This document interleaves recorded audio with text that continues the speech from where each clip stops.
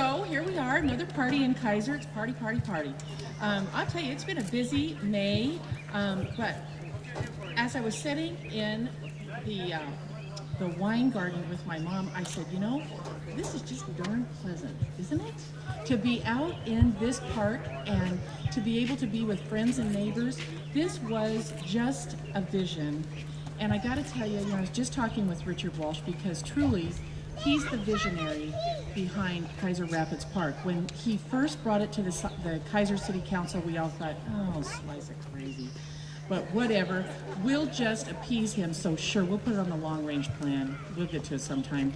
He worked tirelessly to get the money. We leveraged $300,000 of system development charges, taxes, and we bought over 120 acres because of Richard's tireless work along with city staff. City staff is always the professionals in the background that help us accomplish what all of us want.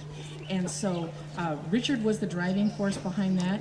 And I remember at one of the charrettes, we were at the park host's house, and Richard says, okay, here's the next thing we're thinking about. Look at the topography of this land. It's perfect for an amphitheater. And we thought, oh, geez, another slice of crazy. And so we said, whatever, Richard, whatever. Yeah, you bet. Go ahead and do it. But he got Clint involved. And as I've always said, if you don't want something done, don't get Clint Holland.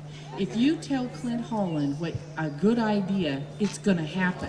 And that's exactly what's happened. Clint has lived down here for at least the past 6 months, probably longer.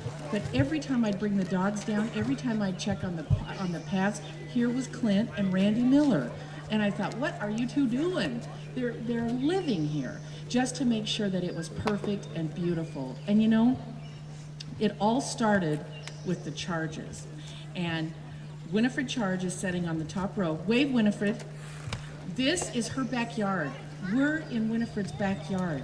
She raised her girls, Linda, Sharon, and Sharon. This is their backyard. And I'm telling you, chills were going up and down as I walked along the path with Commissioner Carlson saying, look at this pristine forest. This was the Charge Forest. This is where Linda and Sharon rode their horses back here. For 45 years, the Charges lived on this property. And then when Winifred decided she was done with the land, she allowed Keizer to buy it from her. And so here we all sit today as a tribute to her. So really, this is Winifred's party. So give her a round of applause.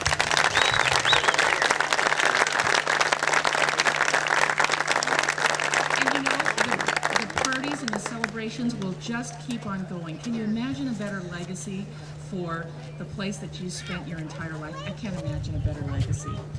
The other two people I have to thank, and there are many, many, many people, but the two that I particularly want to hit are the Oregon Parks Department. Mr. Campbell, are you here? Okay. They were instrumental in helping us work out all of the deals so that we could get this land. And certainly Commissioner Carlson, just an absolute tireless advocate on behalf of Keizer, just a terrific partner. You would never get a better partner as a government entity to be in business with us. She is always in our corner and fighting for us. And she was an advocate with the other commissioners so that we could have this park. This wasn't even being used. Any of this 120 acres wasn't being used. And so here we all are able to enjoy it. It took 1 million people. There was a million moving pieces. You know, thank God for crazy Richard Walsh, and thank God for tireless Janet Carlson, and thank God for the Oregon Parks Department, that people are visionaries and they can see a lot of things when a lot of us can't. I could never have envisioned this. It almost brought me to tears when we first came down here, and Clint was so proud and showing us. He had opera music going, and he was doing a sound testing to make sure that we weren't going to bother our neighbors on the other side. And I said, gosh, you know, I think down here it's really going to help stifle that sound.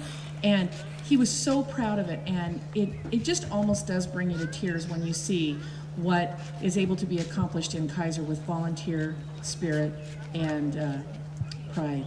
That's what this community is all about. We're all living that dream because of all of us. and all of you working together. So let me bring up Richard Walsh now. He's going to give you a little bit of history. I've probably stolen some of his thunder with the charges, but you know, I'm mayor. So let me bring up Richard Walsh.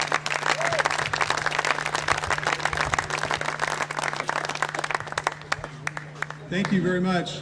I do want to talk a little bit about the charges, and this is their backyard. Hi, I'm Sharon Stong. Hi, I'm Linda Chart. This is Matt. This is Winifred Church. Our family has lived on this property for many years. We grew up here and we had a farm with horses and cattle and rabbits, and we made forts down in the woods. Then when we got older, we felt like we could sell the property and have it become a park so other people could enjoy it for many years to come. So over the years that we can come back time and time again and enjoy the property and remember it the way it used to be and see it the way it is for the future. What do you think of the finished product, Winifred? Very nice. Very nice. I'm glad that I was part of it.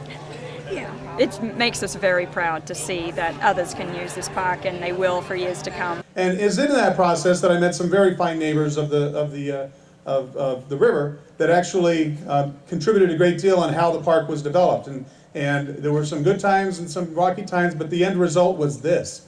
And the people that built this amphitheater, many of them, if not almost, well, certainly most of them, live on the river. And so it's been a real rewarding experience to see it embraced by the community. And a lot of it's the philosophy that we treat volunteers. We give them authority also to do things and get them done, and boy, do they.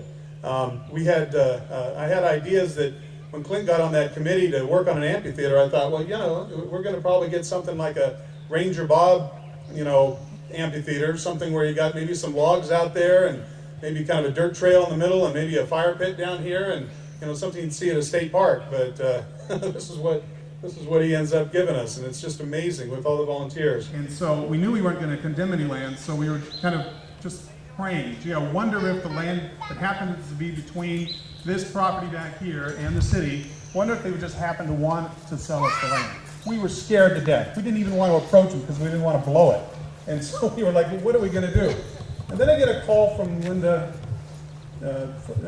Winifred's daughter. Oh, there she is. I got a call from Linda who says, would you guys, just curious, would you guys be interested in maybe, you know, buying the land? We'd be willing to sell to you, and we'll be willing to donate some. We're going to make this happen. And so we were just floored by that. And so we went out and tried to find the money. And so how do you find the money? We don't know. How are we going to get, you know, millions of dollars to buy all this land, 35 acres? We have no idea how to do that. And so we went to ask for help from regional partners and from the people with the water trail and the people with the Willamette River and Rick Dash and the Oregon Council of Governments and the Council of Governments from the Mid-Willamette Valley. We asked everybody for help. Even, you're all sitting down, I can say this, even Salem. And we got people, we got the Salem City Councilor to sit down in our task force with her. And they came down and they helped us figure this out. So we got the resource, put it all together, got the land. Thanks, Richard. I would like the charges to know that I see a swing that used to be up here, and I intentionally left that there, and it will always stay here because I know that it was one of the places that your kids played.